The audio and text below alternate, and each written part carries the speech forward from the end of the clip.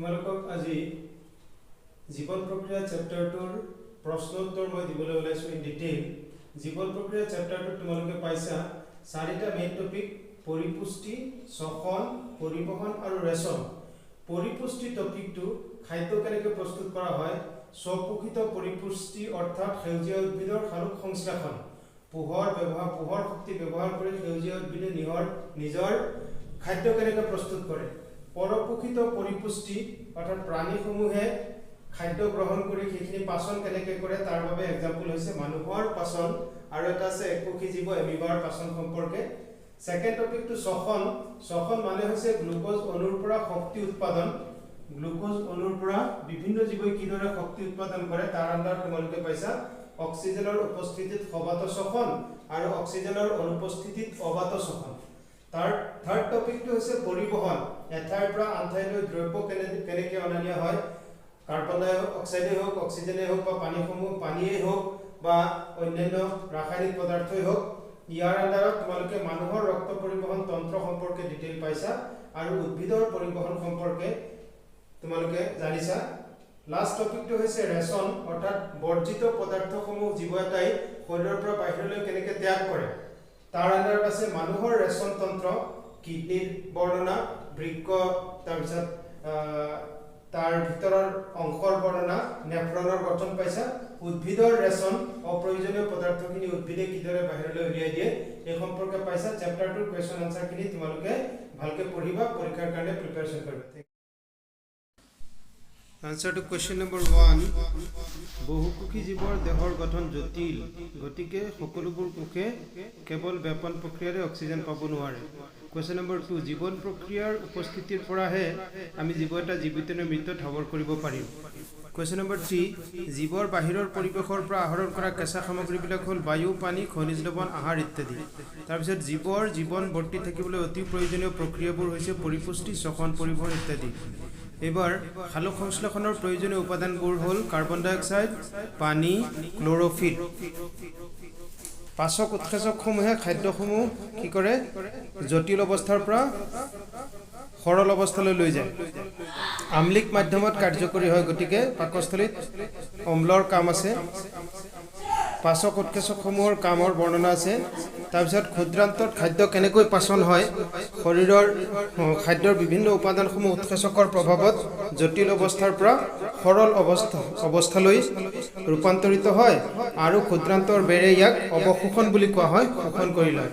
তাৰপিছত স্থলচৰ জীৱই বায়ুৰ পৰা অক্সিজেন আহৰণ কৰোঁতে কিছুমান সুবিধা আছে, কাৰণ বায়ুত থকা অক্সিজেনৰ পৰিমাণটো বেছি, পানীত অক্সিজেনৰ পৰিমাণটো কম।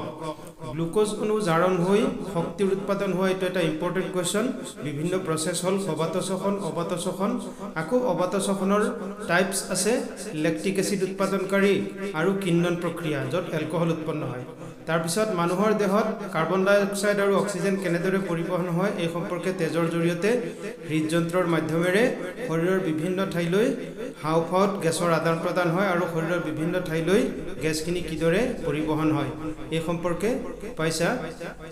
গেছ বিনিময়ৰ কাৰণে হাওঁফাওঁৰ ভিতৰত কিছুমান বেলুন সদৃশ আকৃতি থাকে, এইবিলাকক বায়ুকোষ বুলি কোৱা হয়, এই সম্পৰ্কে আছে। মানুহৰ পৰিবহন তন্ত্ৰৰ মুখ্য ভাগকেইটা, এটা ইম্পৰ্টেণ্ট কুৱেশ্যন, ইয়াৰ ছবিটো তোমালোকে চাবা।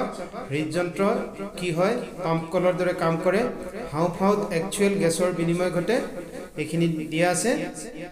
উদ্ভিদৰ পৰিবহনৰ সম্পৰ্কে আছে, জাইলেমৰ মাজেদি পানী আৰু খনিজ লৱণৰ পৰিবহন কিদৰে হয় আৰু ফ্লয়েমৰ মাজেদি খাদ্য পদাৰ্থখিনি কিদৰে পৰিবহন হয়। মনত ৰাখিবা, জাইলেমৰ মাজেদি যেতিয়া পৰিবহন হয় তেতিয়া শক্তিৰ প্ৰয়োজন ডাইৰেক্টলি নহয়, কিন্তু ফ্লয়েমৰ মাজেদি যেতিয়া পৰিবহন হয় তেতিয়া শক্তিৰ প্ৰয়োজন আছে। এই শক্তিখিনি ATPয়ে যোগান ধৰে। তাৰপিছত নেফ্ৰনৰ গঠন, কিডনিৰ ভিতৰৰ সৰু সৰু এককবিলাকৰ নাম হৈছে নেফ্ৰন। এই নেফ্ৰনবোৰত কিদৰে ইউৰিয়া, ইউৰিক এচিড আদি অপ্ৰয়োজনীয় পদাৰ্থ, বৰ্জিত পদাৰ্থখিনি চেকি পেলাই তেজৰ পৰা সেইখিনি পৃথক কৰে। উদ্ভিদে কিদৰে বৰ্জিত পদাৰ্থখিনি ত্যাগ কৰে তাৰ বিভিন্ন উপায়, প্ৰচ্ছেদন প্ৰক্ৰিয়াৰ জৰিয়তে পানীখিনি ত্যাগ কৰে, অলাগতিয়াল গেছো ষ্টমেটাৰ মাজেদি ত্যাগ কৰে, সৰা পাত, পকা ফল ইত্যাদিৰ জৰিয়তে। তাৰপিছত বৰ্জিত পদাৰ্থবিলাক ৰসধানীত সঞ্চিত কৰি থ'ব পাৰে, এই সম্পৰ্কে ডিটেইল। তাৰ পিছৰ টপিকটো হৈছে মানুহৰ ক্ষেত্ৰত মূত্ৰ উৎপাদন কিদৰে নিয়ন্ত্ৰণ হয়। আমি সেৱন কৰা পানীৰ পৰিমাণৰ ওপৰত আৰু বিভিন্ন বৰ্জিত পদাৰ্থৰ ওপৰত নিৰ্ভৰ কৰে তাৰ পিছত এক্সাৰসাইজৰ কোৱেশ্চনবোৰ আৰম্ভ হৈছে প্ৰথম কোৱেশ্চনটো বৃক্ক দুটা মানুহৰ ৰেচন তন্ত্ৰৰ অংগ দ্বিতীয় কোৱেশ্চনটো জাইলেম কলাৰ কাম হৈছে পানীৰ পৰিবহন তৃতীয় কোৱেশ্চনটো স্বপোষিত পৰিপুষ্টিত এই গুটেকিটা বস্তুৰ প্ৰয়োজন আছে কাৰ্বন ডাই অক্সাইড লাগিব পানী লাগিব পত্ৰহৰিত লাগিব সূৰ্যৰ পোহৰ লাগিব পাইৰুভেট অণু ভাঙি কাৰ্বন ডাই অক্সাইড আৰু পানী উৎপন্ন হয় একচুয়ালি এটুকে আমি সবাত শোষণ বুলি কম আৰু এই কামটো হ'ব মাইটোকন্ড্ৰিয়াৰ ভিতৰত তাৰপিছত পাচনত লালটিৰ ভূমিকা লালটিত থকা এমাইলেজে জটিল শৰ্কৰাক সৰল শৰ্কৰালৈ ৰূপান্তৰিত কৰে আৰু লালটিয়ে খাদ্যখিনি লোপথুপীয়া কৰে 7 নম্বৰ কোৱেশ্চনটো স্বপোষিত পৰিপুষ্টি বুলিলে কি বুজায় ইয়াত কি কি বস্তুৰ প্ৰয়োজন আছে তোমালোকে ওপৰত পাইছা প্ৰয়োজনীয় বস্তুখিনি লাষ্ট কোৱেশ্চনটো হৈছে জাইলেম আৰু ফ্লয়েমৰ দ্ৰব্যৰ পৰিবহনৰ পাৰ্থক্য ইতিমধ্যে মই আলোচনা কৰিছো জাইলেমৰ আৰু ফ্লয়েমৰ মাজেদি দ্ৰব্য পৰিবহন হতে কি কি ডিফাৰেন্স আছে জাইলেমৰ মাজেদি কেৱল ওপৰলৈ পৰিবহন হয় ফ্লয়েমৰ মাজেদি সকলো দিশত হয় জাইলেমত ৰাসায়নিক শক্তিৰ প্ৰয়োজন নাই কিন্তু ফ্লয়েমত ৰাসায়নিক শক্তিৰ প্ৰয়োজন আছে এই সম্পৰ্কে দিয়া আছে তাৰ পিছত লাষ্ট বায়ুকোষ আৰু নেফ্ৰনৰ গঠন আৰু কাৰ্যৰ তুলনা কৰিবলৈ দিছে এইখিনি ইয়াত দিয়া আছে গঠনৰ ফালৰ পৰা দুটা পাৰ্থক্য আৰু কাৰ্যৰ ফালৰ পৰা দুটা পাৰ্থক্য এই তালিকাখনত আছে তোমালোকে ধ্যান দি পঢ়িবা লক্ষ্য কৰিবা মোৰ কথাখিনি ধ্যান দি শুনাৰ বাবে ধন্যবাদ thank you for listening my lecture